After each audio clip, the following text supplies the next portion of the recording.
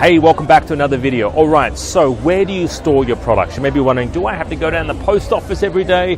Do I have to actually go about storing the products in my garage, right? The answer is no, you don't, all right? And that's a good thing because there are warehouses all around America for your products, right? So you could be based in Australia or New Zealand and you could be storing your goods in America, Amazon USA warehouse. Like, look at these. Look at these Amazon warehouses. They've got some in San Francisco, right? That's where the big ones are, right? They've got them in Long Beach in LA, right?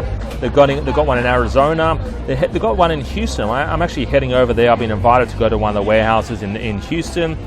So they've got them pretty much everywhere. But guess what? They actually have them in Australia as well, right? So you can sell, just like many of my students, you sell products on Amazon USA as well as Australia. There's nothing stopping you going about doing that, right? But you have your products stored in Amazon Sydney. So they've got a warehouse in Sydney, Melbourne, and they're just building one right now in Perth, all right? So they're constantly expanding. They've got them all around the world. They've got them in UK, they've got them in South Africa, they've got them in the Middle East, right? They've got them everywhere. So you don't store your products in garages.